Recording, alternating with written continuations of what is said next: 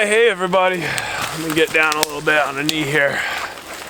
Fire building, key element is gathering the right materials. There's some really important tricks to this. It's a lot of it just can kind of become second nature, but it's another way to look at the forest. You're looking at the forest as a resource to help you survive, and that's what people have been doing. Like, we are hunter-gatherers by adaptation, and so we're going to be doing some gathering. It might not be food, but it's an important resource as we look at our fire building skills. We're so fortunate in our forest. Fires are pretty easy. If you go to a rainforest environment, it's a lot harder. You go to the desert, it's almost too easy. But there's different resources. The best resource we have for fire making in our forest is right here. Birch bark. It's awesome. Like, it's super flammable. It burns a long time, and it's that key element to get that flame to start burning the wood. Okay, so you can get flame, but you got to really get that wood ignited to really have a sustained fire and start to build up a bed of coals. So key pieces with birch bark. Not all birch bark is equal, as I've looked at it. Yellow birch will work, but I find paper birch to be better. Never, ever take birch bark off of a live tree. Okay? Should you ever take birch bark off a live tree? Should you? No. Reason. Why? I'll tell you the reason. So the tree, the bark is the living part of the tree. So the inner part of the wood is all dead. And by peeling off live birch bark, you can kill the tree, and you definitely will scar it and beat it up. What's nice is birch bark is also super rot resistant. So if a birch falls down, a lot of times I can squeeze this and you can see this log here. The inside is just totally rotting out, and all along the ground here are just chunks of birch bark left over. Okay, this is pretty good. Now feel it. A lot of times moisture, your cheek's a great place. This is a little bit wet. Okay, will it still work? Yes, but it's a little bit wet. There are tricks to dry this out. So if I'm in a really bad situation, I actually use the armpit of my coat, and your body will dry stuff out. So to keep this little birch bark safe, a lot of times I'll go and I'll stick it right in the armpit of my coat, and while I'm collecting other stuff, this will actually dry out a little bit inside my coat.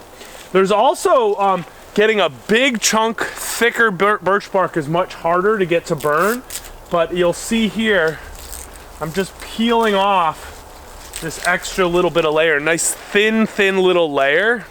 This will burn really nicely. If I were to pull like a whole chunk off, you'll see that birch bark comes in these layers. So you can take that and then peel it. The thinner the pieces, ooh, that's a nice little thin piece. Burns fast, but will catch really good. So if I take a piece like this, it's actually gonna help to spend the time. Everything with these fires is about spending the time and getting this birch bark peeled away nicely. Can you make a fire without birch bark? Yeah, and I'll show you a couple other tricks. But man, spend the time, find a little birch bark. You don't need a lot. It's really just about getting your fire started. Once my fire's started, I'm done with birch bark at that point. I don't just load it on. I actually think about my birch bark in my area as a resource for the long term. I know I'm gonna have lots of fires later on. I'm gonna put this in my armpit again of my jacket, and that will kind of dry that out a little bit. That's all I need. You notice I found that one piece on the ground. So this resource of this is a dead standing log. That's also really nice. On the ground, it'll be much wetter. So if you can find a standing dead birch and getting some off of there, you'll be good. But I could come back to this many times, this one little log here, and be able to get plenty of fire materials out of that. So birch bark's a key piece. You're gonna wanna find a little bit of that. The next thing is the wood, all right? And we might move around a little bit here. We're still recording. I'm gonna stand up. Wood must be dead. Anything green is not gonna burn, and if it even burns, it's gonna be really smoky. And I don't really like a smoky fire. So if I take this stick that looks dead right now, and I were to try to snap it, it doesn't snap off. I have to do that peel back and forth. it's a little bit green. So if it goes snap and it's still got bark attached, no good. Don't want that, okay? As I look around, I frequently, when I'm looking for good wood, I don't look down, I look up. And right here, and I'll show you guys, maybe I'll spin the camera a little bit, is a great example. So, a little darker here, but here's a stick that fell from the sky, but it got caught up in a branch up in the air. So this is dead, but it's been hanging in the air, drying out. Now watch if I snap this. Oh, nice, easy snap that comes across, okay? You're gonna want quite a few what I call pencil-sized sticks. So you want a variety of sticks. Starting the fire is a big job. Once it's lit, you can start to go bigger and bigger and bigger. But to start off with, you're gonna want quite a few smaller sticks in that pencil size range. So a good handful of these, and these are easy to break. I can kind of snap it up. Now at the end, I feel it's what I call a little punky, which means it's over dry. It's a little rotted out from the inside. That once again makes really smoky fires. So if I'm picky, like if it's not exactly what I want, I'm not gonna go for it. Oh, this one, is this dead or alive? Let's try. Oh, see, look, it snapped right off. So that is a nice dead piece, and I'll be able to take, and I'm gonna collect like a good handful of these as part of my resources, okay? Why don't you guys walk with me here? Dude, it's a little thick in this area. And we're gonna look around a little bit, all right? I'm picky. Now, knowing your species of trees is gonna help with fire building as well. If I look down here, you see on the ground, there's quite a bunch of dead wood right here, okay? A lot of times I like to carry a little something to collect my wood in. You can do this by hand. I don't always do this. Oh, I found this too. Pine cones, especially the really sappy ones, which are dropping a lot right now, can be a great fire starter. The trick is they gotta be dry. So once again, I found this pine cone stuck in a branch off the ground like that, hanging in the air. And I was able to collect that and feel it's really nice and dry. This is gonna be great little fire starting tool as well. You could actually do this without any birch bark if you have really good dry pine cones. If they're wet at all, it won't work. But back to this pile of sticks on the ground. A lot of this is poplar. And if I look at this and I actually feel this is pretty wet. And it's got some fungus growing on it, which means it's really going into a full decomposed stage. And if I snap it, that's all right, but it's not the best firewood. This will be smoky. This will be a little bit harder to get going. This stick is poplar, but look how it's up off the ground again. That is a much more ideal stick, and you'll see I can break that off really nicely. I use a knee breaking technique as well a lot. So anything about this size, I would say like 3 fingers, if I place it on my knee and pull back, I can get it nice. Now this feels really good and dry. This would be a good resource that kind of gets me to my next level, my medium-sized sticks. Poplar doesn't burn as long. All woods burn different. They have a BTO, burn transfer, so I forget what it stands for, or BTU. And that's how hot and how quick it's gonna burn through all of that. So this is a decent piece. Ideally, you're looking for like, your best woods are gonna be your hardwoods. Your hop hornbeam burns like really good. If it's rare to kind of find those dead dry pieces. Once you get it going, it burns a long time. Oak, maple, those burn really good. Birch and poplar, not so good, okay? So I'm gonna add those to my resource pile. Let's look at a few more resources right in this area. You don't have to travel far. I wanna show you another great one. If you don't have birch bark, and as we look at our next level of fire building, when we move to, say, our flint and steel, can you guys see this right here? Oh, my birch bark's falling out of my armpit. This is grapevine. And you peel off some of this, especially when it's dry. I feel this is slightly moist. A lot of times I will actually collect some of this and save it, put it in my garage or something like that where it won't get wet for a while. And if you see any grapevine, which is probably, it's all around if you really look for it, you guys can see this, the bark of it makes an excellent tinder bundle, and it's because it's got all these little fibers and open spaces. So the more air and open spaces you can get, especially with this fine material, makes a really good thing. It's very similar to the little kits I gave you. There's a little bit of what I call jute fiber in there. This is a great replacement for that. If you're looking to maybe blow an ember into a flame, some of this will work really nicely. One of my other really favorite little pieces, and I'm conscious about how I collect sustainably as well, but let's look at, you guys identify, I'll put this in my little pile of resources. This tree here, this is hemlock, okay? And hemlock is a great fire starting tool. It doesn't burn a long time, but it's one of my favorite little resources for getting it started. And be conscious a little bit of this tree, because what I'm going to do is actually find some of that littlest stuff that gets going. So on the bottom of hemlocks, they'll get shaded out and their lower branches will die, but remain on the tree. So a little stick like this, which I broke off of the bottom of the hemlock, is so thin and so dry. This is a really nice resource. And getting a handful of these off of the hemlock, white pine especially can also do this as well, but my favorite of them all is that hemlock lower branches. So as I look at this, it's not gonna kill the tree, but remember this resource will never be here again as I go back. But I'm gonna collect some of these smallest twigs. I don't need the big stuff here. I'm really looking for the really small twigs, and just feel like, watch the way this just snaps.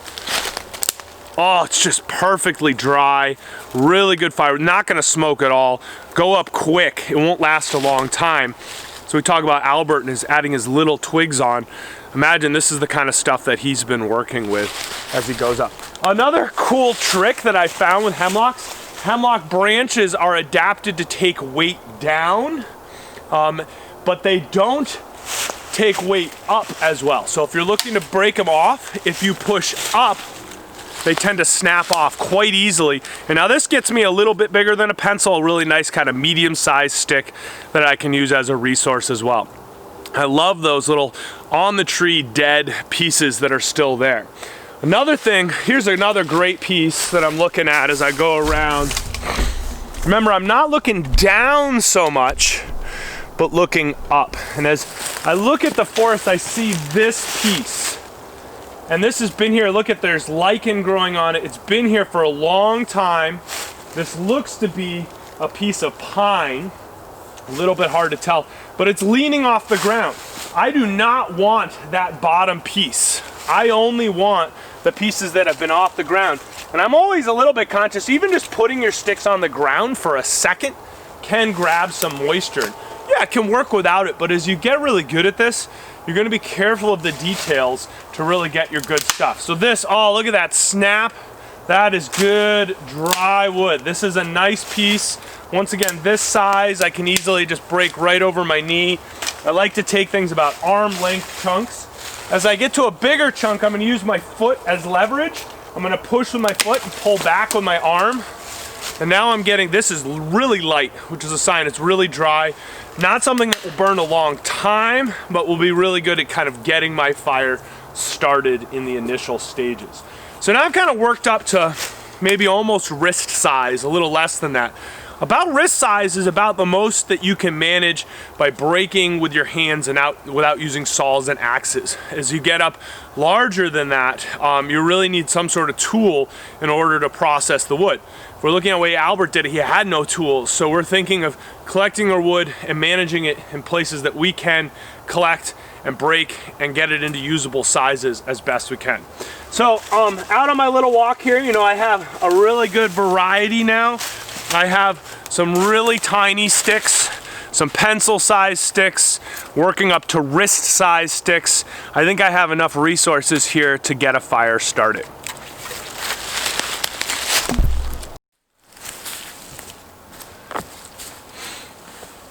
right, everybody. Ooh, I hope this shot's good. You can see my face, see my fire pit, see my materials that I have here. Fire time. All right, so do not make a fire until I've talked to your parents, okay? Do not make a fire until I have a picture of your fire pit, that this is going to be safe. Once you have those cleared, we're going to do this via email because of Thanksgiving break here. Then you have the green light to start practicing these skills, and trying it different ways is a really good way to approach this. I think my face might come out a little bit, but you guys will catch on what's going on. Looking at my site, so you'll notice I used my boot and I just dragged back any debris around my fire pit. I have an established fire ring. I typically like to light from over here, but for the shot, I'm doing it from this other side a little bit. That fire, that set of rocks don't burn, is gonna keep this from spreading. If you have 2 inches of snow on the ground, it's like totally safe as well. But even before the snow hits, establish your space and make it nice and safe.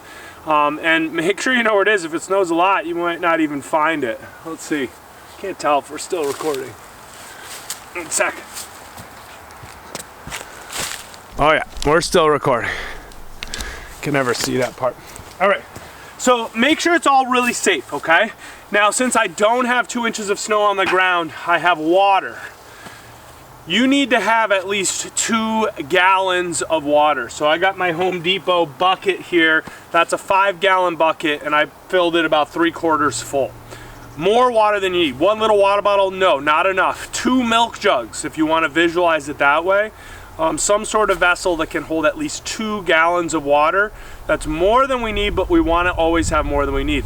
I'll tell you, I've made mistakes with fires. It can be really scary. So I think I mentioned I almost burned this whole shelter down at one point, and that was, my heart was going. And I want to make sure you guys are safe.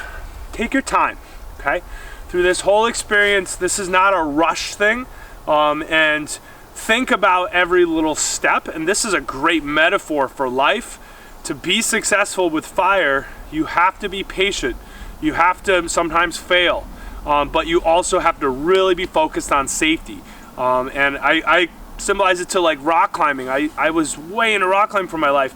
And the reason I loved it is because I had to focus. I'm a little ADD if you haven't figured it out. But when I was climbing, nothing else was in my head. And I look at fires the same way. When I'm doing fire, I'm not worrying about the COVID pandemic or politics or anything like that. This is my focus. So safety, gotta have water, gotta have established fire pit, gotta have the space, gotta have your parents' permission, okay? Now I've gotten all those things. It's time for fire. 3 things that fire needs, and each one of those is critical. Those 3 things are heat. So you need some form to start it, a spark, a coal. We're gonna play with some different fire making styles and skills. So heat is important. You cannot start a fire without heat. You also need fuel. So you need something to burn. It's connected to carbon. This is carbon that we're burning right here, okay? So that is a key piece of this as well. Wood is a great fuel. And the 3rd thing that fire needs is oxygen. So just like us, fire breathes oxygen and breathes out carbon dioxide for the most part. So we and fire have a very similar relationship in that sense. As you build a fire, you need to keep those all 3 in mind, especially the oxygen piece. If you have your birch bark, for example, laying flat on the ground, it won't burn because it's missing that oxygen piece. So I prefer these curly pieces of birch bark because they create a 3-dimensional shape that can help support the flame better. If they're just flat pieces and you lay them flat, it won't work. You actually have to stand them up on end. And fire rises, so you're always lighting from the bottom and the flame will go up. So you're thinking about your flame at the bottom needs to be protected, that it's not squished out and flat, that it needs to have that 3-dimensional shape to that. There's a couple ways, there's many ways to achieve that 3-dimensional shape in your foundation of your fire. You'll hear people talk about the log cabin or the teepee or many different forms. But you want to have a couple larger logs, and this was one that just didn't burn from my last fire. that is a great kind of foundational piece. So what I'm creating is some sort of support to get this up off the ground. So I'm gonna lay that piece down, and I'm gonna create a bit of a structure here. And once again, if I wanna break these, I can use a rock as well. Oh yeah, we're still recording. And I'm gonna create, I like this little shape that a lot of times I call the A. I worked for a camp called the Aloha Foundation, and they would do the A lot. But you could also lay this one here and start to create a bit of a log cabin, right? And they might want to roll a little bit. But now I've created this little log cabin. This is a great way to have a foundational piece that's creating some structure, as I said, so the birch bark can burn up, okay? I don't need a lot of birch bark. So I have my birch bark pile here. I'm actually gonna save a couple pieces and do another method, but I'm gonna kind of crumple this up. So I'm creating more air pockets, and some of those little pieces are really valuable. So I'm gonna take this little bundle, it's about the size of a golf ball, and I'm gonna place that on the inside. I'm also thinking about what's my best way to light this. A great trick is I save one nice piece of birch bark, and I use this as my lighting piece. So I'll have a piece that I can light this and then feed that into the fire, okay? Once I have that initial foundation that is there, I'm now gonna wanna go for my smallest sticks. I'm gonna save some of these. So these were just pine boughs still attached to the tree that were dead. Look at, oh, they snap nice. No green, no bend there. And this nice little bundle, I can easily break up into smaller chunks. And I wanna not just lay this flat, but you'll notice I'll kind of spin it. So it's like pickup sticks, if you ever played, that I'm creating some three-dimensional structures around that. Now I'll take some other ones and that are a little longer, and I'll lean them up there. And then I'll go to my pencil-sized chunks and lead those around there. Now I don't plan to be here very long today, so I'm gonna just use small wood. I'm not gonna go to some very large chunks. Maybe my largest chunk will be about this size, and that probably will not burn all the way through. My ultimate goal is to get my larger wood lit and create a bed of coals, okay? So I obviously don't have fire here. I have oxygen, I have fuel, but I don't have heat. Let's pull out a couple things. Almost all of my my layers I like to wear have a nice little chest pocket here. This is where I carry all of these things. These are precious to me. I don't want them wet, I don't want them cold, and I keep them really close in a nice dry place. So inside this nice inner pocket, I have some fire making stuff. So I have a little emergency thing, and three things you guys probably can get at your house. A lighter, this is paper matches, and then I have wooden matches. Not all matches are the same, and I'm conscious, actually, I put those down and go, whoa, there's moisture on that rock. I'm gonna keep those in there at all times. I don't even put things down on the ground because they will start to pick up moisture. My favorite tool is the lighter, okay? Lighter's really solid. There are inferior lighters in the world as well. This is classic, like a Bic lighter that you get at a gas station. You do have to be 21 to buy a lighter, I believe now. So keep that in mind. You may have to get one or get your parents to help you. All lighters have some sort of safety feature on them, and so you want to keep that in mind. The see-through ones with the little dial on them, I don't like those as much. This lighter I've had a long time. I mean, I only use this for lighting fires. I've carried this lighter for probably years, and whenever in the winter especially I'm out, I always have this in my pocket. Like Albert, I'm ready to make a fire. If Albert didn't have those matches on him, he would have died the first night, okay? So looking at this, there is a metal thing over the top. The way a lighter works is there's a wheel that you spin that makes sparks, okay? And there is a little piece of what's called a ferrule rod that is inside that when it rubs on the metal as you spin it, it makes sparks. There's also butane fuel. So as you push the button, butane fuel comes out. With this type of safety measure, so little children don't burn houses down, you have to push down quite hard. So you actually want to firmly hold your lighter. I put a finger underneath so it doesn't slide out, and I'm going to strike down with my thumb and also push the button at the same time. Wind, big deal, okay? A lot of times I will actually move my body so this area is my most protected area from the wind. If the wind's coming this way, I would turn this way to light my lighter and get my initial spark going. You can use your hand as well to cup. Now there it goes out. Lit, it goes out almost immediately when I take my hand away. So protecting that from too much wind can be a problem for your fire as well. Lighter's a really good tool to get your fire started. This goes back in the pocket. I think that paper matches are not as good, but that they totally work. So a paper match it's back a little bit of our sulfur actually is on here with friction will ignite attached to a piece of cardboard. When you light a match like this, the wind is going to be key again, so you're always protecting this as you strike it. You can put your finger directly on that sulfur and push it against the sandpaper on there, and then as soon as it lights, you remove your finger and you cup, okay? So right here, I wait a second, I let that cardboard build up and burn. This is my flame that can be the beginning of everything, okay? But they also have a burnout point, okay? What I'll do with this match I didn't use, right in my bucket there of water, because I'm gonna be super, super safe. So these will work, but it is a trick of pushing down on the tip, and as you strike, you take your finger away. If you're quick with fire, it's like putting your finger through a candle. It won't burn you, but you gotta work with it the right way and understand. I touch fire. If you hold it underneath, you're fine. It's when you hold it up top that you'll get burned. My preferred match is a wooden match, and so these will burn much better. They tend to have a strike on the side of the box. So I'm gonna once again push my finger directly onto the sulfur on the top, and I'm gonna strike it, and then as soon as I strike, my finger comes off. It's all one motion, I protect. I hold it upside down. Oh, I'm gonna lose this one, I lost it.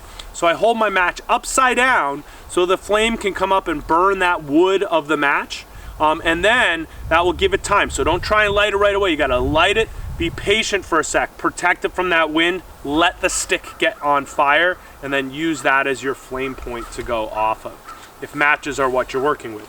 These always live in my pocket. All right, let's do it. What do you think? Should I light this fire? Is it gonna go up? Okay. Remember, fire rises, so I'm gonna light from the bottom. I'm gonna take a piece of birch bark here, and I know even without the wind, look at that birch bark go right up, and I hold it upside down again to let that flame come up. And now that I have a good flame going and it will start to curl up, I'm gonna place this at the bottom so that it can ignite the other little golf ball size pile of birch bark that I have at the bottom. Okay, lighter, as soon as I'm done, back in the pocket. Safe, I know that's good.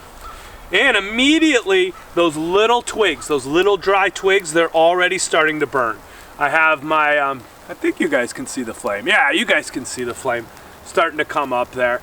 And it is, I'm getting smoked out. Like, so the birch bark has a lot of smoky properties to it, but instantly, I have a successful fire. I have oxygen, I have good dry dead wood that's in there as fuel, and I'm able to get this to go up. Now, I could nurture this at this point if I wanted to add more pencil-sized sticks. That would really help add to it and get it going and get myself to a nice solid fire right away.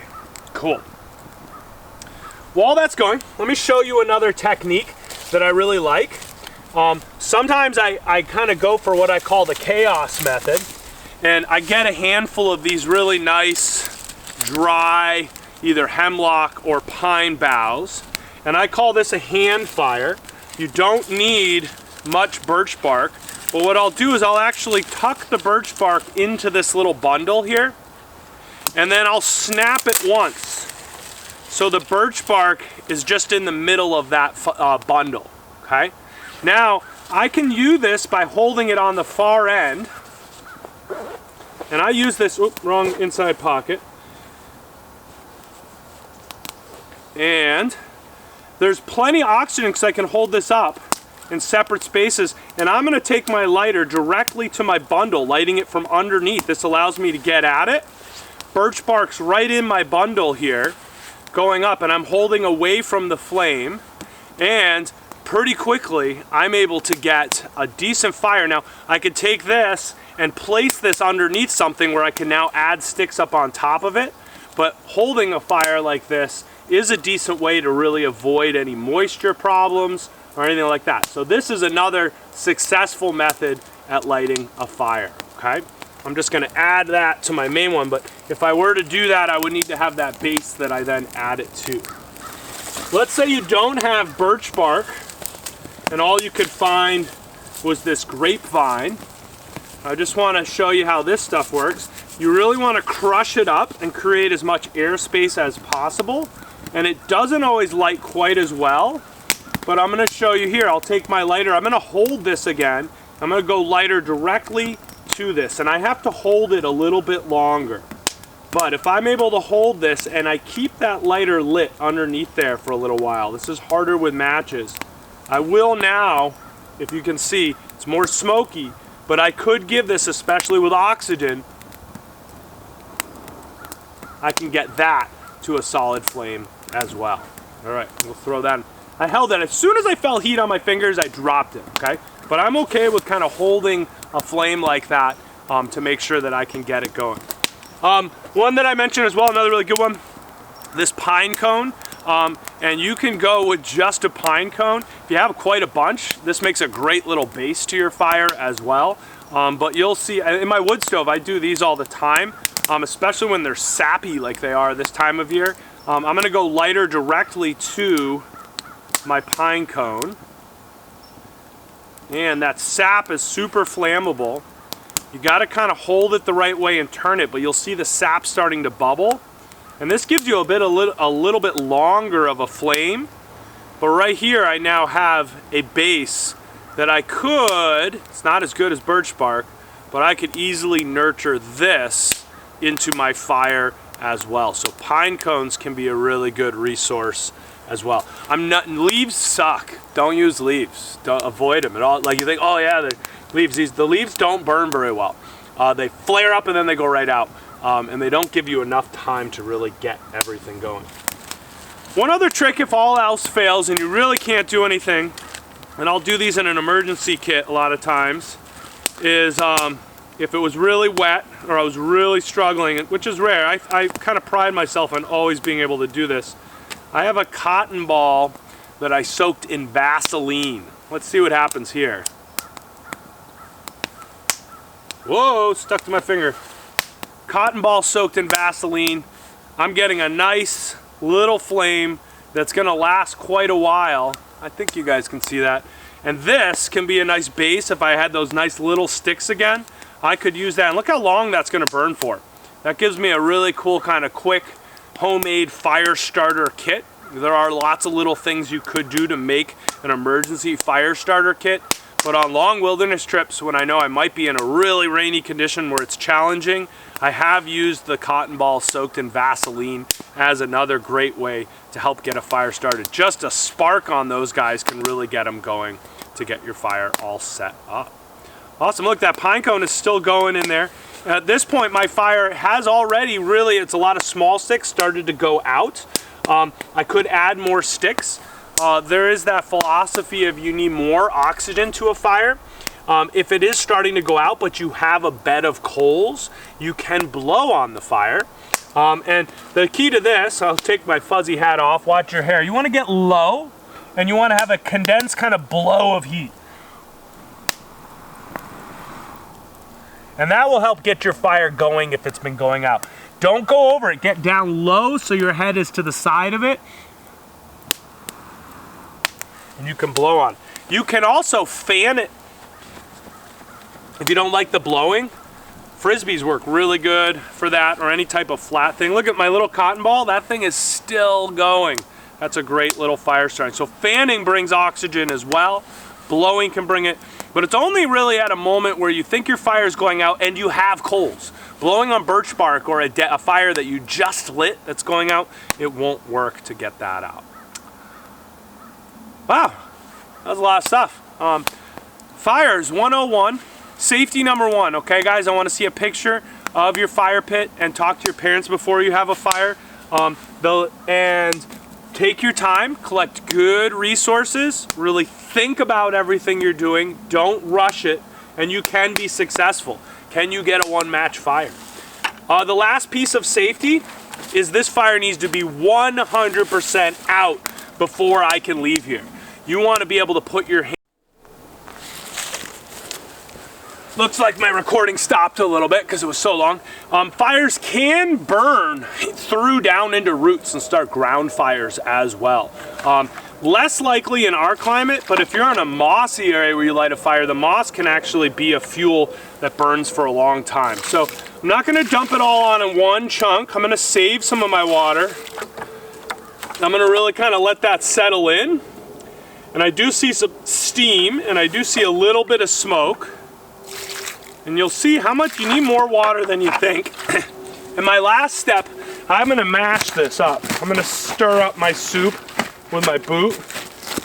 And before I can leave this site, I'm gonna wait a little bit and really ensure 100% that fire is out, okay? Fire safety, you cannot leave, okay? Once your fire is lit, you can't run inside to go to the bathroom.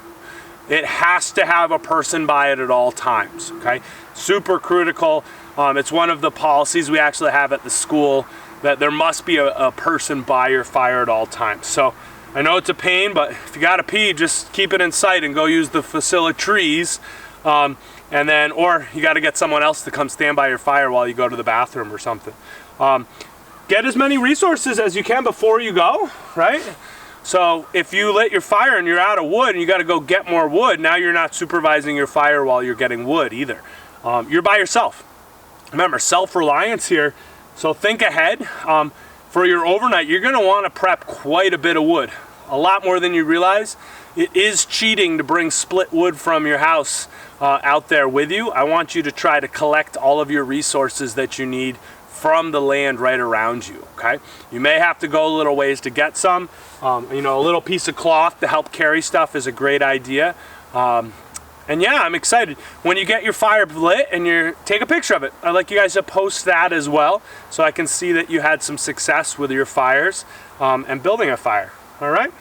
Good work. I have a little bit of water left. No point in carrying that back with me, but I'm a little safer than sorry. Why not pour it all on there and make sure this thing is 100% out. I see no smoke, no steam. I feel safe going now and leaving this fire pit. Have fun, guys. Fire is a cool thing.